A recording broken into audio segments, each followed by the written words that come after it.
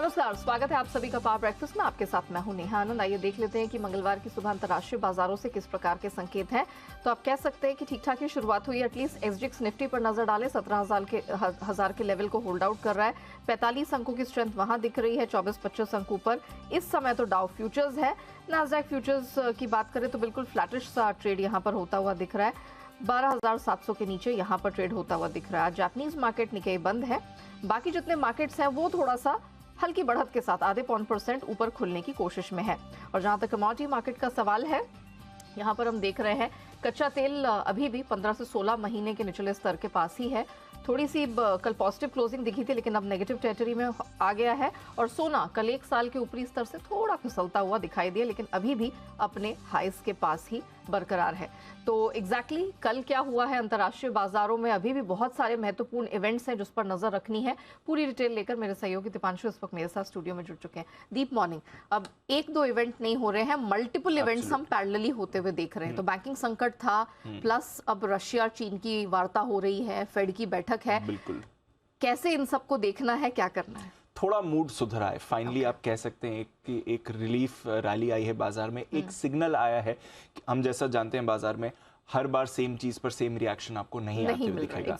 अब 10-12 दिन हो गए हैं इस बैंकिंग संकट को, तो वहां से अब बाजार एडजस्ट भी कर रहा है, थोड़ा मूव ऑन भी कर रहा है, थोड़ा लुक अहेड भी कर रहा है। पहला संकेत हमें इसका कल दोपहर को जब हमारे बाजार बंद होने वाले थे, करीब 3 बजे के आसपास से मिलना शुरू हुआ था, जब एक जो बात आई थी कि रशिया और चाइना की बात हो रही है, शांति प्रस्ताव पर विचार कर सकते हैं, क्रेमलिन का बयान आया था। कल फिर पुतिन और शी जिनपिंग साहब की लंबी बैठक हुई, वहां से थोड़े संकेत आए हैं कि पीस डील पर कुछ काम हो सकता है। चाइना ने एक प्रस्ताव जरूर सामने रखा है, अब देखते हैं कि उसका एक्शन है या नहीं। बट डेफिनेटली ग्लोबल बाजारों का मूड आपको आज सुबह सुधरते दिख रहा है। अक्रॉस एशिया, जापान तो आज बंद है, बट बाकी एशिया बाजार अच्छे मूड में है। हमारा एसजीएक्स 50 अंक ऊपर आपको दिख रहा है।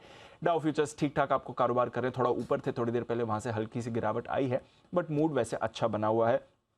और एक रिलीफ रैली कल अमेरिकी बाजारों में आपने आती हुई देखी है। करीब 450 अंक डाउ पर कल शाम को आपने उछाल बनते हुए देखा है। एसएनपी, नैस्डैक, रसेल 2000 में अच्छी तेजी बनती हुई दिखी है।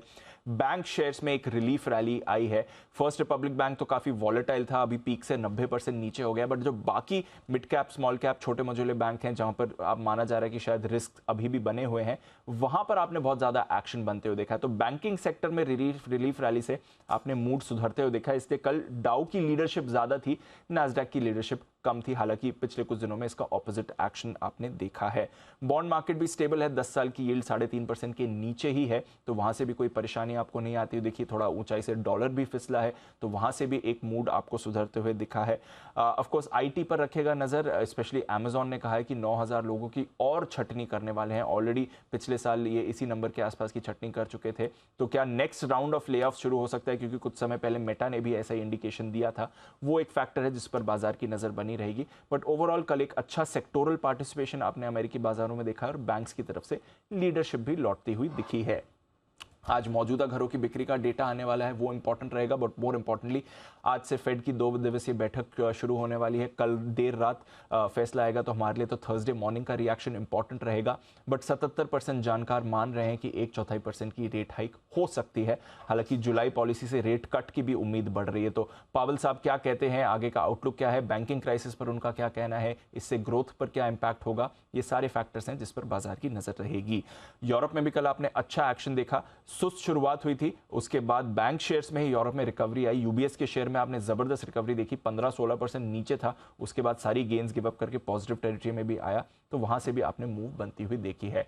कमोडिटी बाजार में भी आपने देखा है कच्चा तेल 16 महीने के निचले स्तर से थोड़ा संभला है, $73 पर ही है। गोल्डमैन सैक्स ने डिमांड आउटलुक घटाया है 2023 के लिए, मंदी का डर आ रहा है अमेरिकी बैंकिंग चिंता की वजह से, तो ये एक फैक्टर है जो इंपॉर्टेंट रहेगा। दूसरा, सोना भी हमने देखा कल करीब 1 साल की ऊंचाई पर पहुंच गया था, हमारे बाजार में तो 60,000 के ऊपर भी गया था, वहां से थोड़ा फिसला है। चांदी भी अगर आप देखें 6 हफ्ते की ऊंचाई पर ट्रेड कर रही है। बेस मेटल्स में भी कल एक रिबाउंड आया। तो ओवरऑल अच्छा मूड है बाजार का। एक रिलीफ रैली आई है बैंकिंग शेयर्स में, फोकस फेड पर बन रहा है। एक भारी बिकवाली बैंक्स के लिए एडजस्ट ऑलरेडी बाजार कर चुके हैं, अब ऑफ कोर्स फेड पर सबकी नजर है। चलिए, तो इक्विटी और कमोडिटी दोनों स्पेसेस के लिए कुछ रिलीफ रैली यहां बनती दिख रही है, but is it here to stay? और ऑफ कोर्स एफओएमसी की बैठक को लेकर किस प्रकार के संकेत बन रहे हैं उस पर भी हम डिटेल में बात करेंगे। बहरहाल शुक्रिया दीप आपका वो पूरी डिटेल्स दर्शकों के सामने रखने के लिए। इनफैक्ट फेड की ही बैठक और ये जो पूरा हम देख रहे हैं ग्लोबल मार्केट में जो असमंजस का माहौल है, इस पर हम थोड़ा विस्तार से बात करेंगे। और इसी सब पर बात करने के लिए ग्लोबल मार्केट एक्सपर्ट और एलिमेंट्स प्लेटफॉर्म के चेयरमैन अजय बग्गा सर आज हमारे साथ शो में शामिल हो चुके हैं। Bagga sir, morning. हम देख रहे हैं वैसे तो पैरेलली बहुत सारी चीजें हो रही हैं, फिर चाहे वो बैंकिंग संकट को संभालने का पुरजोर प्रयास हो, रशिया चीन की शांति वार्ता हो, लेकिन अब मार्केट पूरी तरह से नजर गड़ाए हुए है एफओएमसी की बैठक पर, जिसकी आज से शुरुआत है और कल हम फाइनली देखेंगे उस पर कुछ नतीजा आना है। उससे पहले हम अमेरिकी बाजारों में देख रहे हैं एक स्ट्रेंथ आई है, ये किस तरफ इशारा कर रही है सर? ये सारे एक्शंस को आप हमारे मार्केट के लिहाज से कैसे देखते हैं?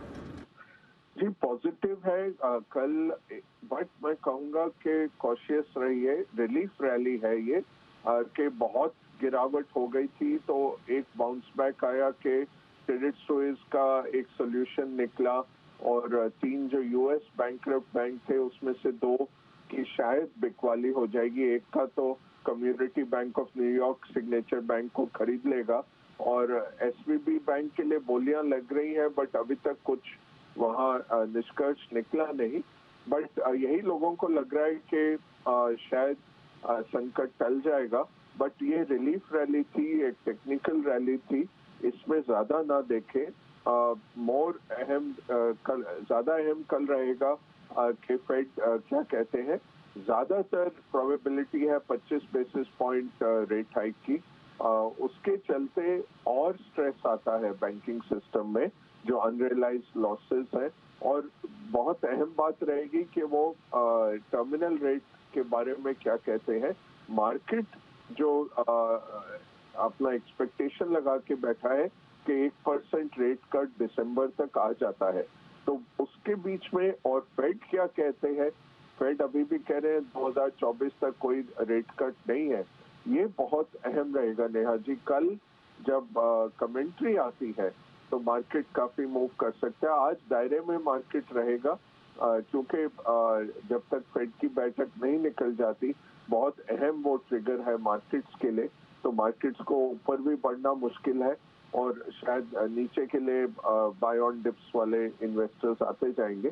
तो रेंज बाउंड मार्केट है, बट खतरा टला नहीं है, खतरा काफी बड़ा है और इसके लिए बहुत रेजोल्यूट सेंट्रल बैंकिंग एक्शन चाहिए। वो बहुत हमें अहम रहेगा कल की कमेंट्री से देखते हुए कि फेड क्या बोलते हैं। बिल्कुल सर, उस पर हमारी नजर रहने वाली है। ऑफ कोर्स हम आपसे भी इस पर जानकारी आगे जरूर लेंगे कि किस तरह के इम्पैक्ट को हमें आगे देखना चाहिए, लेकिन तब तक हमें बिल्कुल सतर्क होकर ही बाजार में यहाँ पर ट्रेड अपनाने हैं। लेकिन चलिए अब ये समझ लेते हैं कि जिस तरह के ग्लोबल संकेत आज हमने बनते हुए देखे हैं, कल अमेरिकी मार्केट से जिस तरह के क्यूज निकले, उन सबके बीच हमारे मार्केट्स में आज आपको क्या रणनीति अपनानी है, सब पर बात करने के लिए जी बिजनेस के मैनेजिंग एडिटर अनिल सिंह भी हमारे साथ जुड़ चुके हैं।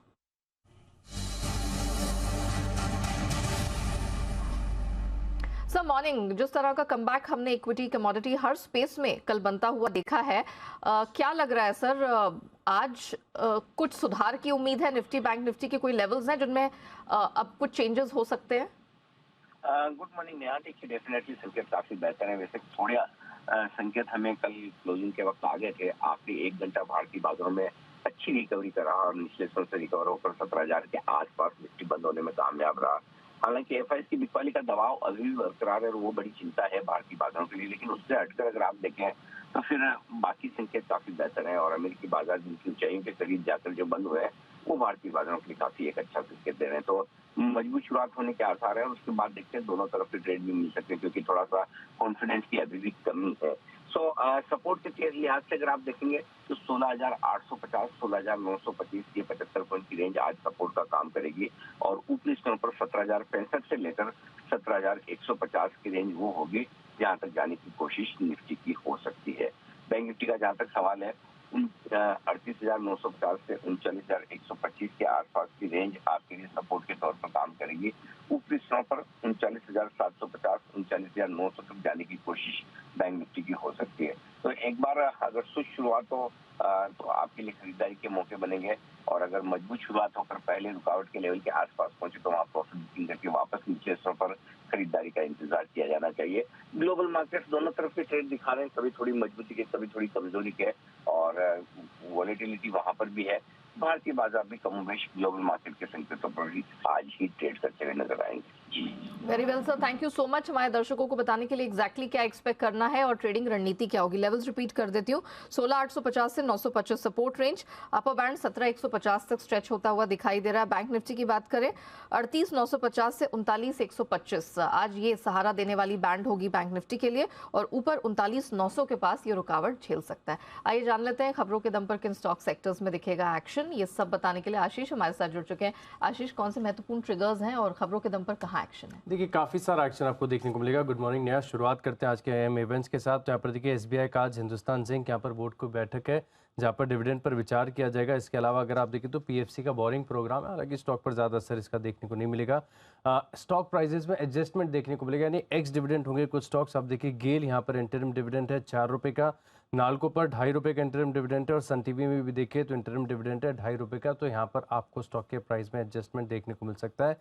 साथ में अगर आप देखें तो जितनी भी ऑयल मार्केटिंग कंपनीज हैं, ऑयल एंड गैस कंपनीज हैं, यहाँ पर भी आप नज़र रखिएगा, क्योंकि क्रूड के विंडफॉल गेन टैक्स में जो है कटौती कर दी गई है। 4,400 रुपये प्रति टन से घटाकर 3,500 रुपये प्रति टन कर दिया है। और साथ में अगर आप देखें तो डीजल पर जो एक्सपोर्ट ड्यूटी है वो पहले 50 पैसे होती थी, अब इसे दुगना कर दिया गया, यानी 50 पैसे सीधे बढ़ाकर 1 रुपये प्रति लीटर कर दिया गया है। हालांकि जो विंडफॉल गेन टैक्स है इसमें जो कटौती की है इसका इम्पैक्ट यहाँ पर आपको कंपनीज पर देखने को मिलेगा। Sterling and Wilson renewable energy यहाँ पर भी खास नजर रखिए, क्योंकि एनटीपीसी का जो है रिन्यूएबल प्लांट था गुजरात में, जिसके चलते इन्हें 2100 करोड़ का प्रोजेक्ट के लिए इन्हें L1 बिडर जो है वो घोषित किया है। तो लगभग आप समझ लीजिए कि 2100 करोड़ का ऑर्डर ही कंपनी को मिला है, तो इसका एक इम्पैक्ट देखने को मिलेगा। लूपिन में एक्शन रहेगा, क्योंकि 2 जो अहम दवाएं हैं, इंजेक्शन है, इन्हें यूएसएफडी से मंजूरी मिल गई है। पहले का नाम तो आपको बता देता हूँ कि थाइमिन हाइड्रोक्लोराइड इंजेक्शन, इसकी जो अर्जी इन्होंने यूएसएफडीए को दी थी उसे अप्रूव कर लिया गया है। और 2022 में अगर आप देखें तो करीब 300 करोड़ के आसपास की बिक्री ऑलरेडी हो चुकी है, तो मार्केट काफ़ी बड़ा है। और दूसरा जो इंजेक्शन है इसका नाम थोड़ा सा कठिन है लेना, लेकिन इस यहाँ पर भी देखिए बाजार काफ़ी बड़ा है, करीब 462 करोड़ के आसपास की बिक्री हुई है। तो दोनों पर एक्शन आपको देखने को मिलेगा।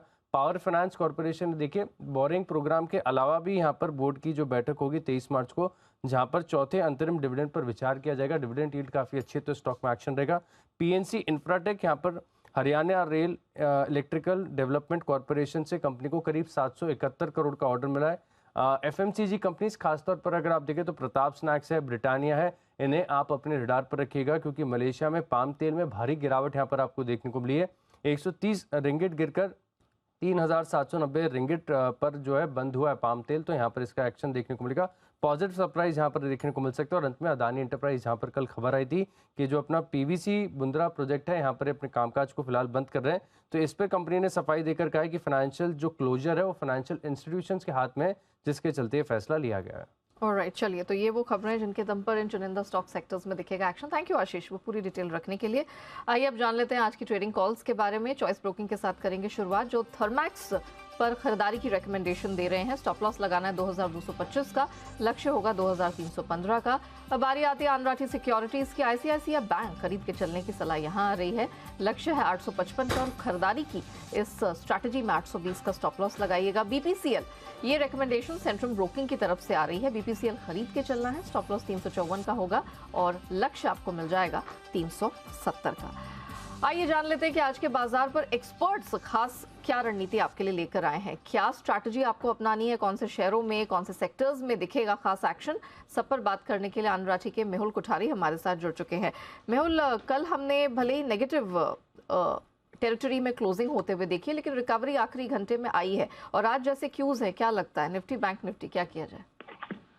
Good morning Neha ji. देखिए कल दोपहर को जब हम सुपरफास्ट फ्यूचर में आशीष से डिस्कस कर रहे थे, तभी मैंने यही कहा था कि मार्केट ज्यादा नीचे टिकेगा नहीं। अगर सेल ऑफ आता है तो भी मार्केट में फिर से बाउंस आते रहेगा, बिकॉज जब तक एक डिसेंट बाउंस यानी कि 500-700 पॉइंट का निफ्टी में बाउंस नहीं आएगा तब तक नीचे टिक नहीं पाएगा, क्योंकि बहुत ही ज्यादा ओवरसोल्ड हो गया। तो उसी के चलते आज भी मेरा यही व्यू है कि मार्केट में भले अनसर्टेनिटीज है, बट बाउंस की उम्मीद हमेशा रहेगी और बुल्स बाउंस की बहुत ही ज्यादा कोशिश करेंगे, बहुत ही ज्यादा डेस्परेट है। तो यहाँ पर ऐसा लगता है कि 17,500 तक अगर मोटा मोटी में बात करूं तो बाउंस आ सकता है। आज के सेशन की बात करें तो 150 से 200 पॉइंट की भी तेजी निफ्टी में देखने को मिल सकती है, मुझे ऐसा लगता है।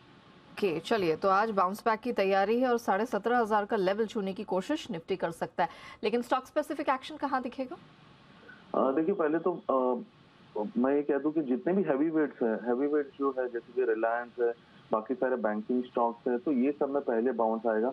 कभी भी मार्केट में जब कोई भी नया ट्रेंड शुरू होता है, आइदर वो काउंटर ट्रेंड हो या फ्रेश ट्रेंड हो, तो उसमें पहले पार्टिसिपेशन हैवी वेट्स की तरफ से आता है। तो जितने भी निफ्टी के हैवी वेट्स हैं, इन सब में पहले बाउंस आएगा। उसके बाद जब 1-2 दिन इनमें अच्छा खासा बाउंस आ जाए, फिर अपने को ब्रॉडर मार्केट पार्टिसिपेशन देखने को मिलेगा। तो मेरा ही मानना है कि ऐसा कोई ओवरऑल सेक्टर की बात नहीं कर सकते, जितने भी हैवी वेट्स हैं उसमें बाउंस आ सकते हैं नेहा जी, तो ऐसी उम्मीद करते हैं हम। ऑलराइट, चलिए, तो मतलब यहाँ से स्ट्रेंथ अच्छी खासी देखने को मिलेगी। और if I am not wrong, आपने कमिंस पर रिकमेंडेशन दी है मेहुल आज के लिए? नेहा जी, मैंने एक पहले तो बैंक निफ्टी में भी एक रिकमेंडेशन दी है, वो मैं बता देता हूँ। कल 39,500 का कॉल ऑप्शन हमने 200 पे रेकमेंड किया था आप ही के चैनल पर, तो वो अभी 260 के करीब बंद हुआ है। तो उसको ओपनिंग में अगर 260 270 के पास मिलता है तो इसको बाय करना चाहिए नेहा जी। इसका स्टॉप लॉस रहेगा 160 का, और अपसाइड मुझे लगता है 450 के टारगेट आ सकते हैं, बिकॉज बैंक निफ्टी 39,500 के ऊपर अगर सस्टेन होता है तो 300-400 पॉइंट की और रैली देखने को मिल सकती है। तो पहला मेरा recommendation Neha ji bank Nifty में है। दूसरा, काउंटर स्पेसिफिक मुझे कमेंट्स थोड़ा सेल लगता है, बिकॉज कॉन्ट्रा बैठे ये पिछले 10-15 दिन में अगर देखें मार्केट में ट्रेमेंडस प्रेशर रहते हुए भी ये काउंटर ने आउट परफॉर्म किया, और कल के सेशन में देखे तो प्रॉफिट बुकिंग इसमें देखने को मिली। तो ये काउंटर एक ऐसा काउंटर है जिसमें प्रॉफिट बुकिंग देखने को मिल सकती है नेहा जी। तो यहाँ पर 1650 के पास इसको बेचना है, स्टॉप लॉस 1700 का लगाना है, और डाउनसाइड टारगेट रहेगा 1550 का। Thank you so much. जी जी जी जी, प्लीज कंटिन्यू। इसी के साथ मेरा एक बाय रिकमेंडेशन भी है रिलायंस इंडस्ट्रीज का, बिकॉज रिस्क रिवॉर्ड बहुत ही ज्यादा फेवरेबल है। ऐसा कोई कंफर्मेशन नहीं है, इनफैक्ट ब्रेकडाउन आया है, बट मुझे लगता है कि बाउंस आना चाहिए रिलायंस में। 2210 के आसपास इसको बाय करना है, अबाउट 2210 के ऊपर करना है, 2210 के ऊपर इसको बाय करना है। इसका स्टॉप लॉस रहेगा 2150 और टारगेट रहेगा 2310। Very well, Mehul ji, thank you so much आज हमारे साथ जुड़ने के लिए, बताने के लिए कि ब्रॉडर मार्केट्स में कहाँ है कमाई के मौके, एंड ऑफ कोर्स खरीद और बिक्री दोनों की रिकमेंडेशंस आज के मार्केट में मेहुल जी की तरफ से। आपको बताते हैं कि कमोडिटी बाजार में आज आपको क्या रणनीति अपनानी है, और आज की रिकमेंडेशंस आ रही हैं केरिया कमोडिटीज के आज केरिया की तरफ से, जो सोना खरीद के चलने की सलाह दे रहे हैं। टारगेट रहेगा 59,500 से 59,850, यानी कि रिकॉर्ड हाइस के करीब ही यहाँ पर ट्रेडिंग की संभावना नजर आ रही है। चांदी में भी खरीदारी की रिकमेंडेशन है।